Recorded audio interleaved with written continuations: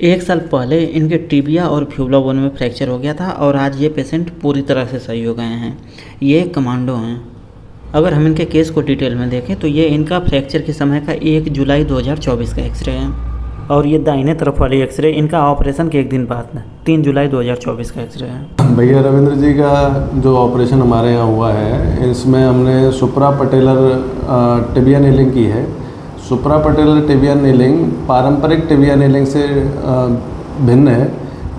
उसमें हम जो ऑपरेशन के लिए कट लगाते हैं वो घुटने के ऊपर, पटेला के ऊपर से एंट्री बनाते हैं। तो ये उस तरह के फ्रैक्चरों के लिए ज़्यादा अच्छी होती है जिनमें टिबिया बोन का अपर 1/3 रीजन में फ्रैक्चर होते हैं। जहाँ उन प्लेटों में पारंपरिक तौर से पहले प्लेटिंग की सर्जरी होती थी, उनमें हम सुप्रापटेलर टिबिया नीलिंग के ज़रिए उस प्लेटिंग की सर्जरी से बचाव किया जा सकता है और इसके नतीजे बहुत अच्छे होते हैं। तो रविंद्र जी कमांडो हैं, इनका सारा भाग दौड़ का काम है, शारीरिक फिटनेस का इनका काम है और अभी ये दोबारा से मेन स्ट्रीम में आ गए हैं और दोबारा से दौड़ रहे हैं, कसरत कर रहे हैं, पूरा अपना फिजिकल फिटनेस आ गए हैं। जो ये नेल है, ये सुप्रापटेलर नेल है, ये पटेला के ऊपर से इसकी एंट्री है। ऊपर इसमें एक्सपर्ट टिबिया नेल की तरह काफ़ी स्क्रू के ऑप्शन होते हैं जिससे कि जो अपर 1/3 के फ्रैक्चर होते हैं उनको काफ़ी अच्छा जुड़ाव मिलता है। तो ये अब कैलस बन गया है इनके पूरा, काफ़ी हड्डी मजबूत बन गई है, पूरी हड्डी की मजबूती इनकी पहले ऐसी आ गई है। और हमने इनको नेल निकालने का भी सजेशन दिया है कि आप नेल निकलवा लो। सभी भाई लोगों को के लिए मेरा राम राम। भाई मेरा है ना 1 साल पहले मेरी किसी एक्सीडेंट में हड्डी टूट गई थी, दोनों हड्डियां टूट गई थी। तो मैं ये सोचता था कि कहीं मेरे को आगे चल के क्या करूँगा, मेरा तो कमांडो का करियर ख़त्म हो गया, मेरा तो सर्विस का करियर ख़त्म हो गया। मेरे को बहुत अंदर से बहुत वो यानी कि दुखी था मैं। धीरे धीरे मैं डॉक्टर साहब से मिलता रहा, बार बार आता रहा, मिलता रहा। डॉक्टर साहब ने बोला कि इन्होंने लिख के भी दे दिया मेरे को कि टेंशन मत ले, मैं हूँ, कोई दिक्कत आए मैं बैठा हूँ। ये मैंने आपकी है ना जो ये रोड डाली वो अलग है, ये औरों से अलग है और इस मेरे पे भरोसा तो रख। फिर मैंने डॉक्टर साहब पे भरोसा रख के धीरे धीरे इन्होंने बोला कि चलो धीरे धीरे चलो। मैं धीरे धीरे चलता रहा। जो डॉक्टर साहब ने जो भी दवाई और वो दी मैं उनको खा के और जो भी है एक्सरसाइज बताई वो एक्सरसाइज की। 3 महीने में थोड़ा थोड़ा दौड़ने लगा। 5 महीने में Jodhpur RPDC commando training school में मेरा टेस्ट था रिफ्रेशर का, तो मैं गया और मैं साथ ही लड़कों ने मेरे को 1 महीने दौड़ नहीं करने दी वहाँ पे। लास्ट के टाइम पे मेरा टेस्ट था BPT का, जिसमें 10 किलो वेट लेके ना मेरे को दौड़ना था। तो मेरे को थोड़ी बहुत हिम्मत थी, मन भी ऐसा ही था, पता ही नहीं दौड़ा जाएगा या नहीं दौड़ा जाएगा।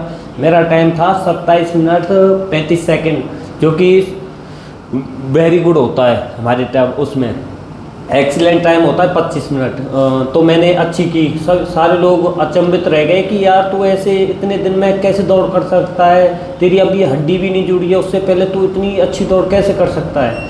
तो मैंने फिर थोड़ा थोड़ा आके यहाँ पे मैंने अब वो दौड़ स्टार्ट की। अभी मैं 3 तारीख को जोधपुर RPDC कमांडो स्कूल जा रहा हूँ।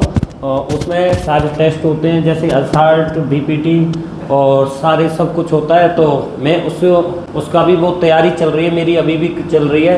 मैं पर डे 24 या 25 और 23, 24, 25 इसके अंडर मैं रेस कर रहा हूँ बिना पिट्ठू BP बॉस के। और मेरे को इतना भरोसा है अब तो मेरे स्टेप भी अच्छे हैं, बहुत अच्छे हैं। और मेरे को भरोसा है कि मैं 23, 24, 25 के अंडर में PPT निकाल दूंगा। और जो भी भाई हैं जैसे कि वो दौड़ काके में आर्मी की तैयारी कर रहे हैं, SSC, SSB इनकी तैयारी कर रहे हैं, उनके पैरों में कोई दिक्कत आ रही है या दौड़ करने में आ रही है, कोई हड्डी बढ़ गई है, तो एक बार ज़्यादा नहीं तो एक बार आके ना डॉक्टर साहब से सजेस्ट लें, एक बार जानकारी लें कि ऐसे ऐसे मेरे को प्रॉब्लम आ रही है, या किसी का हड्डी में कोई पॉइंट है तो वो भी आके एक बार सलाह ले या चेक कराए साहब डॉक्टर साहब को।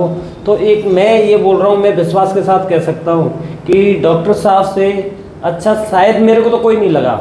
मैं अपनी फीलिंग बता रहा हूँ, मेरे को तो कोई अच्छा नहीं लगता। नेचर भी और वैसे इनका देखना भी कोई ज़्यादा हाई वो नहीं है कि भाई ज़्यादा हाई फीस है या कोई अफोर्ड नहीं कर सकता, सारे लोग अफोर्ड कर सकते, इतनी फीस है। मैं तो अचंभित हूँ डॉक्टर साहब, इतनी छोटी सी फीस में कैसे वो कर रहे हो। मेरा गांव सूरोता, पोस्ट वार्ड, तहसील कुमेर, जिला भरतपुर का रहने वाला हूँ। मेरे पापा का नाम सतबीर सिंह फौजदार है, जो कि फार्मर है।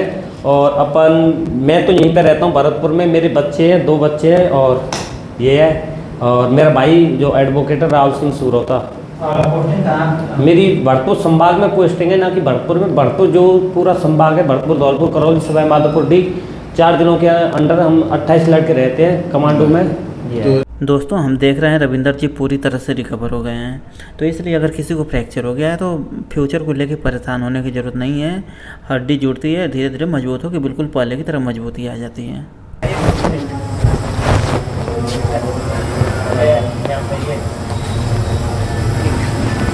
सारे एकदम